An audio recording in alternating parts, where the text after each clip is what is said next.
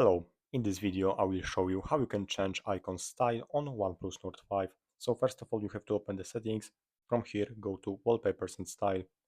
Now go to icons and here you are able to change icon style. So first of all I will show you how you can change icons shape.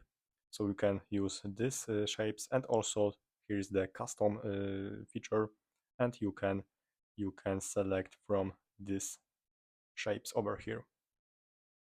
Also, you can adjust icon size by using the slider and enable adopt system colors. As you can see, everything is in the system colors from now. Also, you can show up names over here and adjust up name size, as you can see. So when it's done, click apply, and now you have different icons, as you can see. Thanks for watching and subscribe to this channel.